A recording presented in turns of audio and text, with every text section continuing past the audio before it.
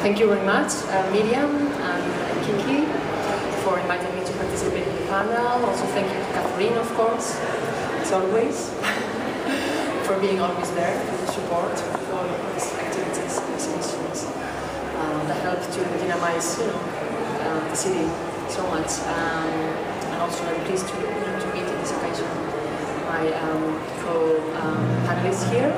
It's also a great occasion actually to meet, and work with people.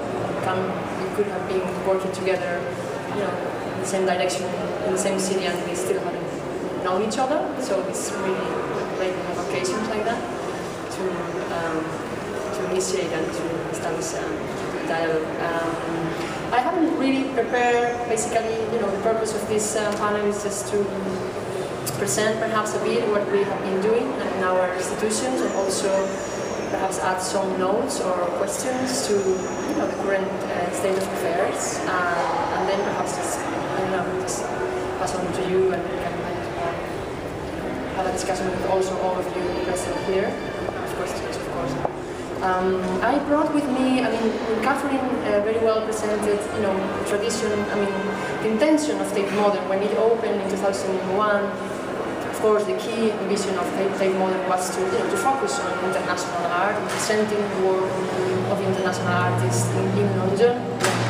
Previously, Tate had been mainly working on British art, European art, or Western canon, basically. So it was one of the main goals and ambitions. And since then, of course, Latin America was one of the preeminent regions, obviously, for obvious reasons. The art practice over the last 20 years has been particularly preeminent, and also had allowed the introduction to previous histories which remain unexposed in this country, particularly. So already in 2000, there is on the one hand we have the collection committee, LAC, which is focused on acquiring works for the collection, and then in parallel we also have the exhibition program, which is mainly devoted to make exhibitions of artists. So sometimes, both programs cross paths, meaning that when we have occasion to do a show, of course that means that we make, the case to acquire important work and to increase, the presence of that artist in the collection as well. It's a kind of a repository of the exhibition for the future. So basically, I'm just bringing some images just to refresh your memory. Probably you already know. Should I here? Probably you already know more or less what's been going on in terms of exhibition history at Tate Modern. Just to refresh you quickly the memory. Of course, the first exhibition, when you want to just start out, opening the map and opening the window for a local audience, principle, in London, although we also have many international visitors, but only, if we just first thinking in the local audience, if you want to just open up the window to the Latin American region, of course you have to start with the big names, with these kind of, principal figures in the history. Of course, women also, female artists are also very important for us. Have remained always underrepresented in the historiography of art. Slideshow. So basically, the first exhibition at Tate was about Frida Kahlo, a retrospective. Then in 2007 there was an Elio Chica traveling show, which was organized by Mari Carmen Ramirez from the Museum of Fine Arts in Houston. This, of course, some views of the installation. I can just show you quickly. This, of course, meant many things. On the one hand, that exhibition allowed to enter very, essential works by Elio Chica into the collection, such as Tropicalia. It also meant starting to research also on the connections of Latin American art with London. For instance, there was a parallel exhibition called Oitichica in London that presented, the work of artists who at some point exhibited in London with the assistance of the Signals Gallery in the 60s, and so Sergio Camargo, Mira Schendel. It allowed us also to, run in parallel and start establishing connections, to the audience. And for instance, now we're gonna do a show in Chisenhale next year. Of course, that had originated already by starting to do that show earlier on. This is an image of Tropicana. Sildo Meireles was again an important show in the sense that Sildo Meireles, for instance, was a very unknown figure internationally, particularly in Britain. The show was not intended at all, for instance, to be a blockbuster. It ended up being a kind of blockbuster exhibition. The response was great. These are some images of the installations. Then, of course, Francis Alice, who is not, Latin American artist, properly so. There's a lot of, discussion to, talk around that. This doesn't mean that an artist is born in Latin America, a Latin American artist. How all these, boundaries are starting to be challenged by artists who are from other parts of the world, who end up working for a period, shorter or longer, in the region. Francis Alice, of course, we continue with Gabriel Orozco. In this exhibition, I work in this show with alongside Jessica Morgan. We wanted to present an overview of what Gabriel Orozco had been making to date. This was also a show, particularly as with Francis Alice, of course, these are artists who are alive. So it means that this is not really technically a retrospective, because they're very much active, and it would mean that the artists usually don't like that term. But it's very rewarding, for instance, to have the opportunity to work with living artists also. I think it's also kind of, it's an interest of Tate also, take the opportunity to just actually present the artists while they are still living and working. And for instance, I just brought this image of installation. Orozco was very much involved in the selection of works and how to display. So it's very enriching also to have that opportunity. This is another image of installation. Another important work made at Tate was by Doris Salcedo, the major installation at the Turbine Hall, made in 2007, who created this artificial brackets on the floor. This was a commission for a performance by the Cuban artist Tania Bruguera. Another work actually came to be part of the collection as well. And this is finally the show that Catherine introduced, that I co-created recently, that just opened, closed last month, No Long Song.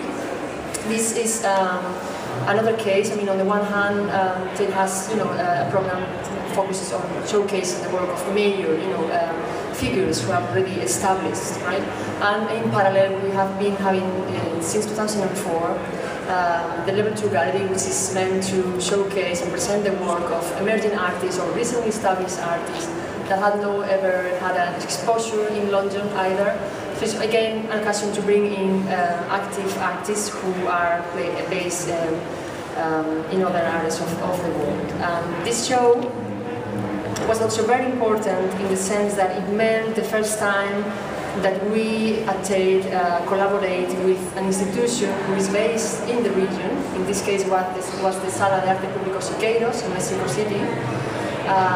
In the sense that we are kind of co-creating the show, co-organizing it together, and in a way reflecting another ambition of us currently, which is establishing links also with institutions, with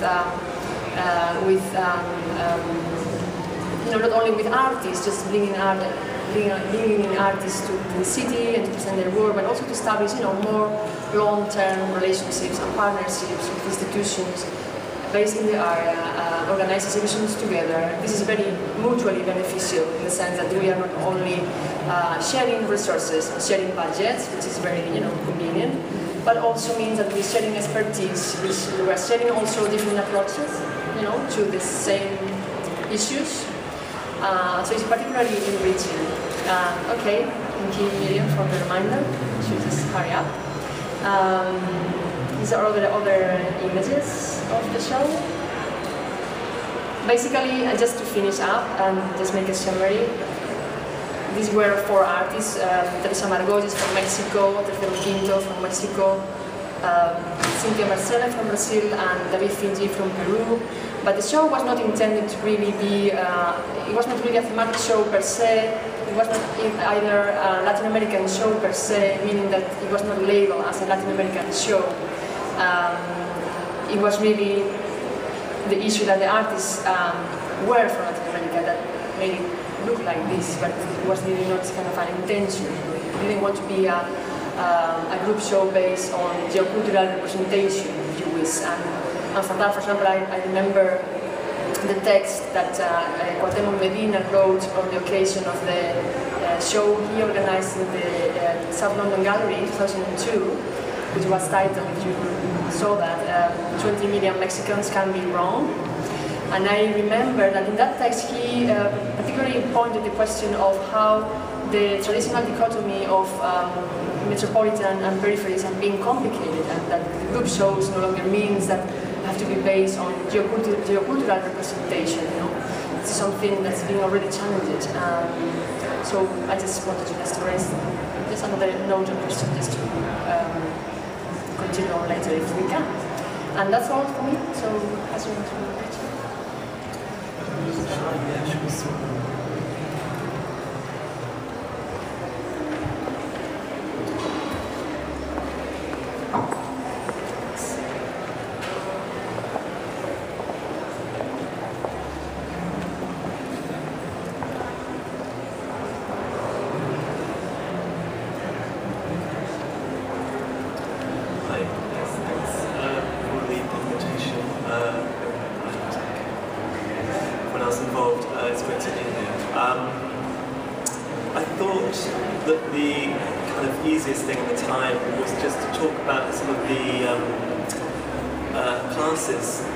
Workshops that we have in wine at the school, specifically obviously the workshops with Latin American artists.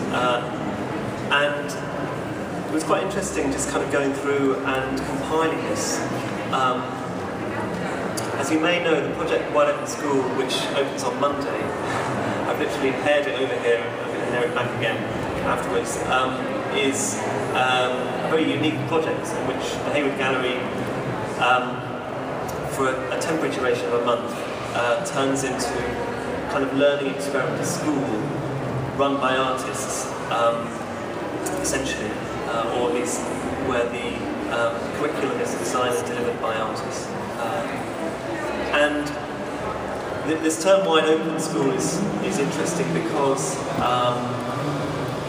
in a sense, it refers to the brief that was given to artists, which was completely wide open.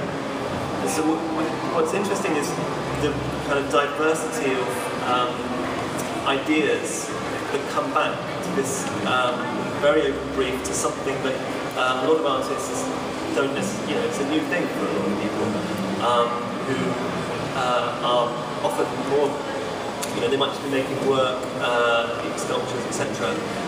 In their studios, and this sort of invitation to do a learning scenario with members of the public is an unusual one, I think, in this kind of setting. People expect it especially, but in general it's unusual, I think. Anyway, so that's a slight intro to the project.